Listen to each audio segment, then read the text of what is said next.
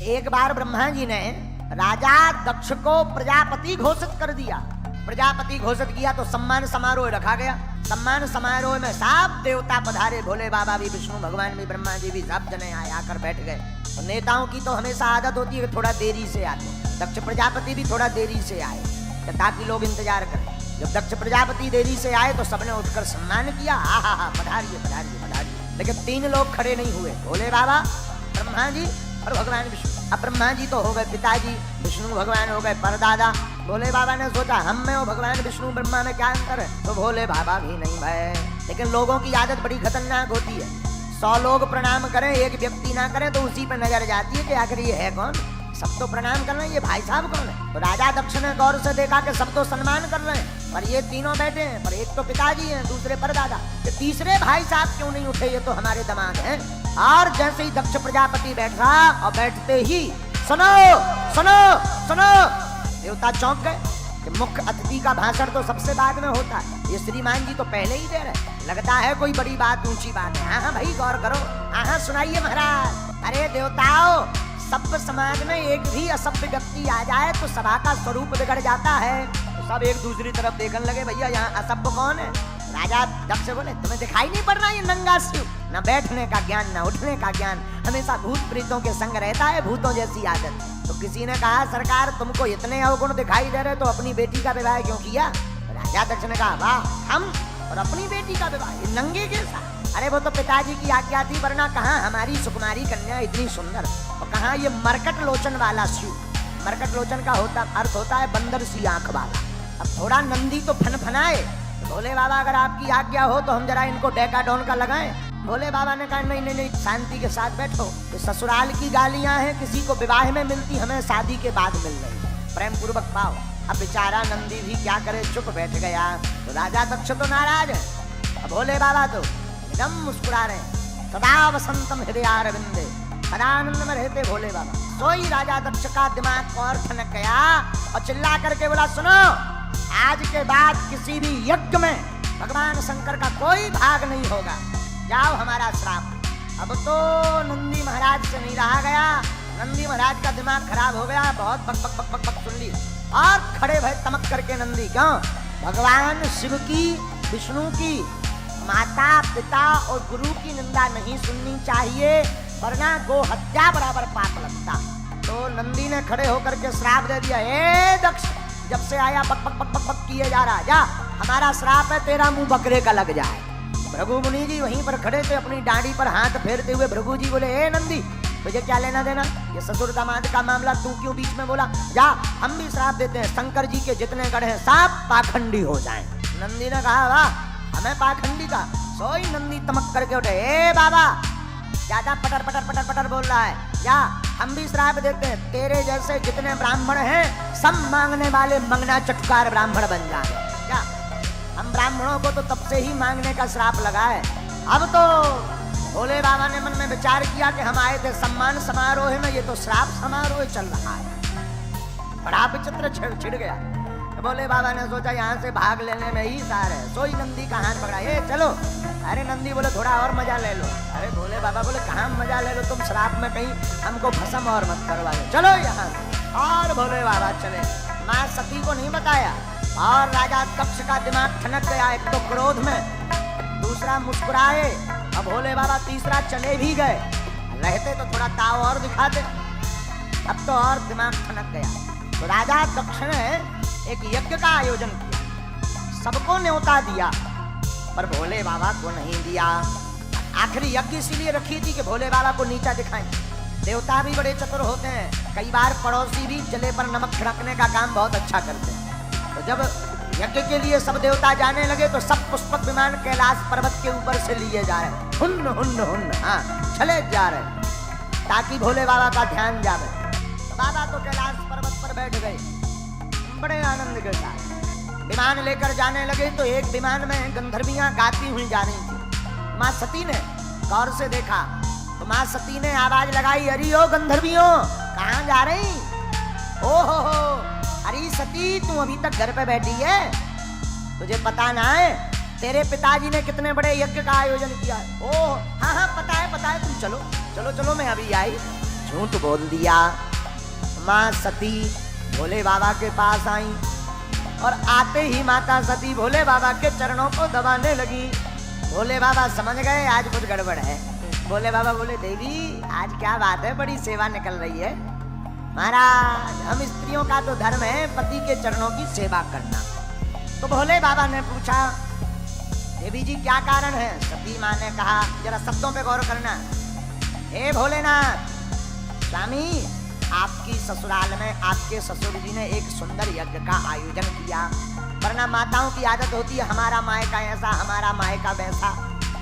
देवी कोई चिट्ठी पत्र आया, आज आया तो नहीं है पर डाक गड़बड़ा गई होगी, वहां से डाक तो चली होगी, गड़बड़ा गई होगी। नहीं नहीं नहीं नहीं नहीं, आज तक जो छिपा कर रखी थी वो बताई, वो है सम्मान समारोह वाली।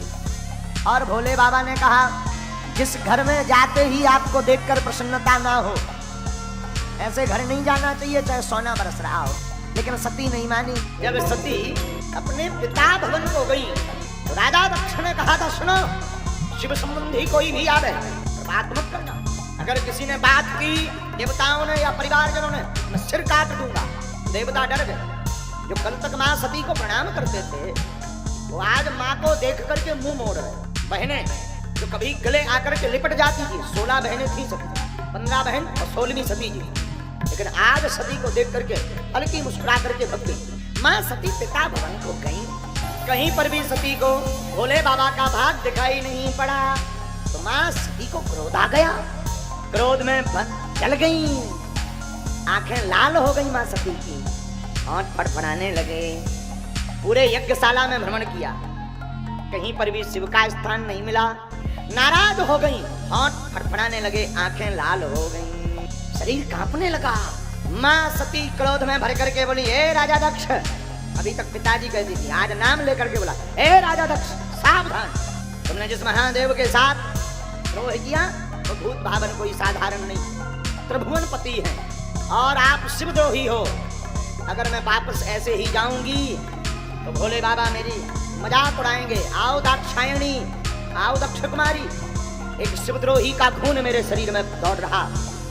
राजा दक्ष याद रखना तुमने भोले बाबा का अपमान किया है, ठीक नहीं होगा, ठीक नहीं होगा। अब मैं अपने प्राण त्यागती हूँ ताकि कोई ये ना कह ले कि शिवद्रोही का खून मेरे शरीर में। और माँ सती फड़फड़ाने लगी, आंख लाल हो गई, शरीर कांपने लगा। देवता जितनों ने भी मुझे देख करके हंसी की है तुम सबके सब प्रणाम पाओगे।